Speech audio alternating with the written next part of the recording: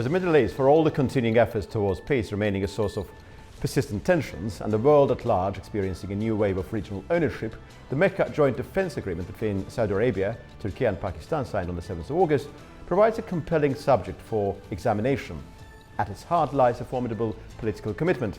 An armed attack against one party is to be regarded as an attack against all three, a principle technically comparable to NATO's Article 5, although the Mecca arrangement naturally remains a long way from becoming a fully developed NATO-style alliance. Political commitment, institutional architecture, eventual military implementation are therefore three separate dimensions to consider. And there's a wider question. Having evolved from the earlier bilateral Saudi-Pakistan defense arrangement into today's trilateral pact, where does this architecture go next? And who else might eventually become part of it? Joining me first from Istanbul, Ambassador Matthew Bryser, former US diplomat. Also joining us from Washington, D.C., Ali Mammadov, PhD researcher in political science at George Mason University and managing editor at the Center for Security Policy Studies. Welcome to both of you. Thank you. Great to be with you. Ambassador, my first question is going to be addressed to you. How substantial is this new alliance? Because as we all understand, that building a genuine collective defense alliance normally requires considerably more than political declaration. You need institutions, military planning, command arrangements, mechanisms for implementation. What is your evaluation of the substance, what was agreed? Yes, Arkan, those are the key questions. And so, of course, this pact is far, far away from what NATO is, with all of these multiple decades of standardization of military capabilities and joint planning, and the mutual presence of NATO members states forces on each other's territory, and the understanding that if one is attacked, not only is it considered an attack against all, but there is likely an obligation of a response to what level of nuclear weapons by NATO member states. In this case, there's nothing obligating any of the signatories to station troops or to use military troops in the event of an attack on one, being an attack on all. However, it is a very important political and geopolitical signal in terms of, number one, these countries of the region taking security responsibility into their own hands, which is something that the United States has urged its friends and allies, NATO allies like Turkey, but regional allies as well, to do. So burden sharing has been a big objective of U.S. national security policy for a long time. At the same time, it brings into the territories of these three countries some sort of a political NATO presence via Turkey. It also brings a nuclear deterrent in the form of Pakistan's nuclear capabilities, and it brings enormous financial capabilities by Saudi Arabia. So there are economic and deterrence and sort of symbolic political elements of significance, but in terms of mutual military response capabilities, I think this pact falls far short of that. Ali, Ambassador earlier mentioned about Saudi Arabia's financial prowess and Turkey's NATO membership and naturally military consequences of being a member there, and also Pakistan's nuclear capabilities. So altogether, it looks like a very formidable and strong alliance. Although it's another question to what extent they will be able to project collective defense capabilities, another question, of course. And it looks like we appear to be living through a period in which bilateral, trilateral, and other overlapping security arrangements are proliferating. And into context of regional ownership or regional actors being more proactive, how do you evaluate this particular Mecca arrangement? Or does it tell us about the present international order? So I think that it kind of reflects the current multipolar order of the world, and I would say multipolar regional orders separately. But it also shows that, as the ambassador mentioned, that the United States eventually maybe is becoming less and less invested, or let's say deprioritizing peripheral regions. And in my opinion, maybe because it's interested in the long run, fully focusing on the Indo-Pacific or in the directly on China, let's say. But also I think what's interesting about this specific alliance is that, and which fits into the broader pattern of more, let's say, transactional alliances that are taking place at this point, it's the fact that these three countries don't really share a clear common enemy, but they have a common vision of a post-war order in the Middle East, or let's say eventually and potentially post-American Middle East order. Very interesting, Ali. Ambassador, do you think this alliance serves US interests in the Middle East? All I want to understand, Turkey remains a NATO member, and both Turkey and Saudi Arabia maintain critically important strategic relations with the United States. These are not US adversaries, these are US allies practically. But Pakistan has got its own relation. From Washington's perspective, should we view the Mecca Agreement as kind of complementary to the existing US-led security architecture or deviation of some sort? Yeah, Orhan, that is a great question, and I think it remains to be seen. On the one hand, as I already mentioned, and as Mr. Mammadov said, Washington welcomes other countries taking on their regional security responsibilities. It's also the case of the U.S.'s European NATO allies in the context of Ukraine, whereby President Trump has said Ukraine is a European country, is a European security threat. Europe should take on more responsibility for it. And, a lot of this transactional approach to foreign policy that you guys mentioned. President Trump's idea of the U.S. should not have to pay for everything. On the other hand, I think there will be some geopolitical actors and thinkers in Washington who will end up lamenting the fact that as regional friends and allies take up more responsibility for their security in accordance with the U.S. quest for burden sharing, the U.S.'s influence will, by definition, decrease. So, there's sort of an unwritten rule or norm within NATO that the United States is the most significant decision maker, and all the other NATO member states defer to the United States for guidance. And so if you extend that principle now of the United States not being relied upon as the primary security guarantor for Pakistan or for Turkey or for Saudi Arabia in their region, then we should expect that they should not look first to the United States for its views and its guidance on how to react to a security threat. Although having said that, of course, these countries still will want to work closely with the U.S. on security, but they'll be taking matters into their own hands more. And that's something the U.S. will have to get used to. Ali, Turkey and Israel are already engaged, have been engaged for some considerable time in increasingly consequential strategic competition.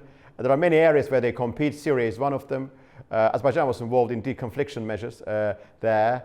Palestine is another aspect. Africa is also one of those areas where they compete. They compete on so many levels. And both Turkey and Israel are very important to the United States.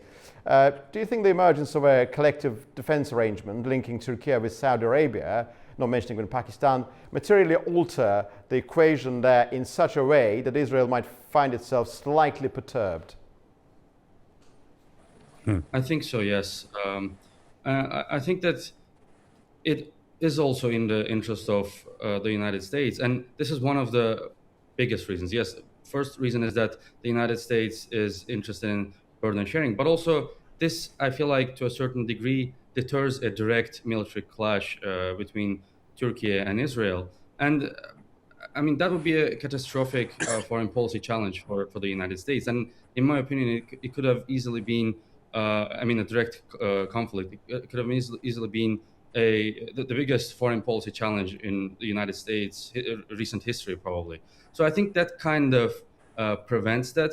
But I think, as the Turkish foreign minister mentioned, this alliance is not directed against anyone. But of course, in reality, these states have their own common concerns and their separate concerns, their preferences for order. And I think that, yes, a potential military clash between Israel and Turkey was part of it that will be deterred to a certain degree. Yeah.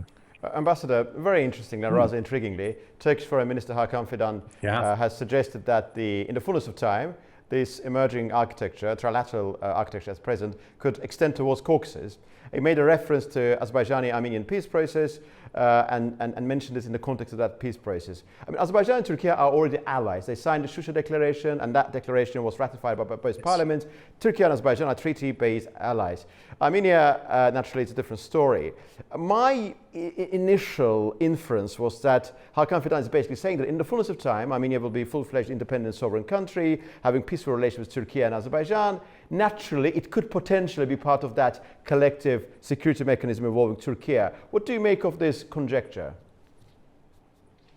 Yeah, I mean, it's impossible for us to know what was in Minister Fidan's mind when he made that statement. I don't know what the exact context was, but given Turkey's foreign policy right now, and given Azerbaijan's, it's an entirely reasonable aspiration. You know, President Aliyev has repeatedly said since last August 8th, when he met with Prime Minister Pashinyan in the Oval Office in the White House with President Trump, that Azerbaijan and Armenia have de facto existed in a state of peace since that meeting in the White House, since August 8th. And President Aliyev has outlined repeatedly how trade ties and transport ties are growing between Azerbaijan and Armenia, with shipments of grain and energy from Azerbaijan to Armenia, and reciprocal transport in the other direction. It's also long been Turkey's foreign policy that it seeks to normalize relations with Armenia, but, you know, not behind the back of Azerbaijan, and only when doing so will support Azerbaijan in its quest for a fair settlement of the Karabakh conflict and for peace. So I think we're at that point now.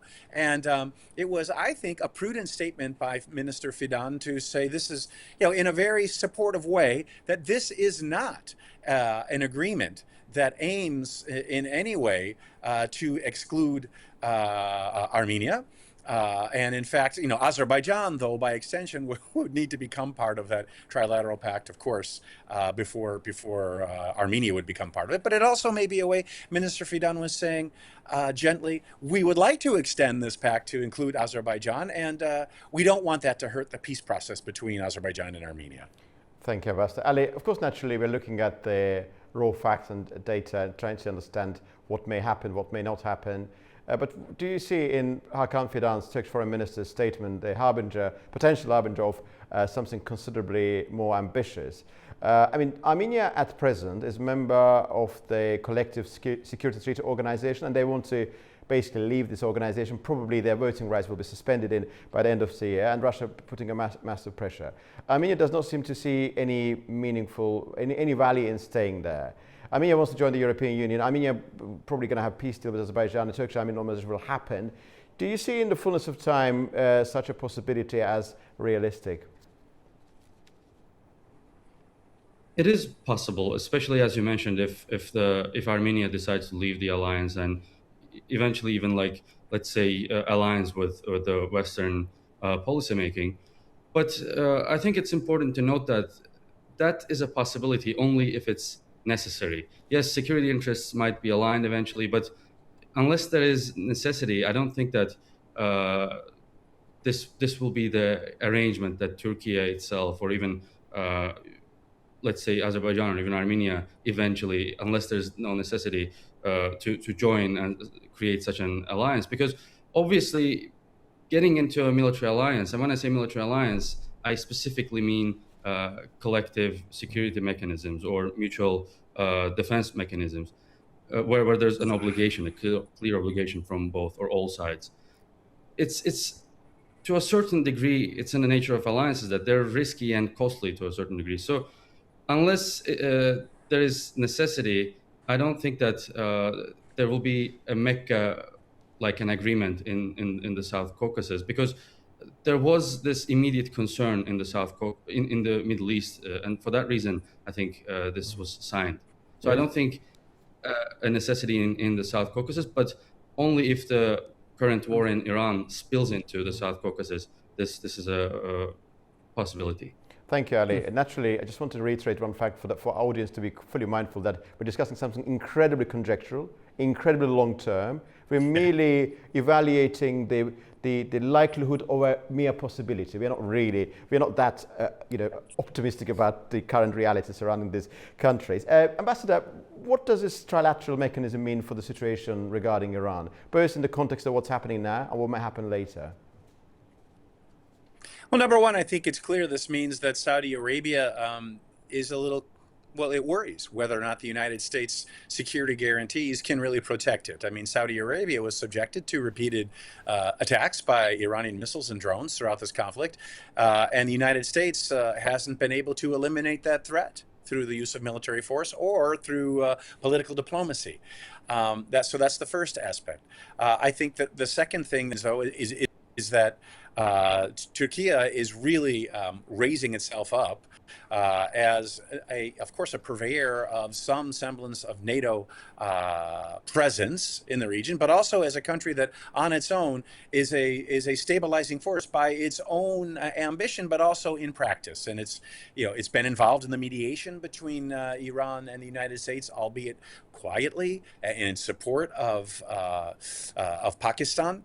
And then Pakistan has proven itself to be a very skillful mediator, one that many people didn't expect to be able to bridge the gap between the United States and Iran, which it's able to do. So traditionally, in my diplomat, we would always be looking for the U.S. to step in and be the mediator and the stabilizer in a situation like this. And it's unique in my memory that another country or countries have stepped in to be the mediators, and that's in this case Pakistan, Oman, Turkey, Egypt playing roles, and so in that context, then the United States, by all the participants in this trilateral pact, is not seen as that force of stabilization as it was in the past, and they've decided, when it comes to this conflict with Iran, we need to step in, we need to show our solidarity and try to guide the negotiations toward an outcome of the conflict that protects all of our interests. Thank you, Ambassador Ali. My last question will be addressed to you regarding Syria. We know that Syria is reliant on Turkish protection, both politically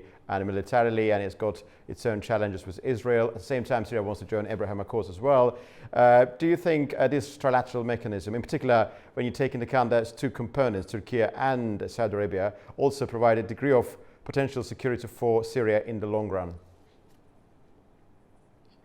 It does indirectly, but when it comes to whether it will actually take Syria in, or let's say potential joining of Syria, I think that's a bit questionable, because reportedly, even when Turkey actually pushed for Egypt joining the defense pact, I think Saudi Arabia kind of did not like the idea early on. So it kind of shows that at this point there are disagreements, and that's natural, because the relations between Saudi Arabia and Turkey were not always great. So we can expect some disagreements. That's why adding other members, including, let's say, Syria or maybe Qatar or Egypt eventually, is possible. But for now, it will be mainly indirectly.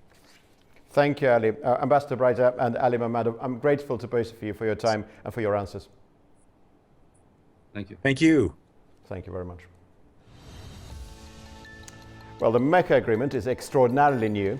It has evolved from the earlier bilateral Saudi-Pakistan arrangement into today's trilateral framework, and in the fullness of time, it could conceivably potentially extend to other countries. It is certainly not yet a NATO-style collective defense mechanism, but the political ambition lying at its heart makes its future potentially consequential, provided, of course, that implementation ultimately matches ambition. You've been watching Context, and see you very soon.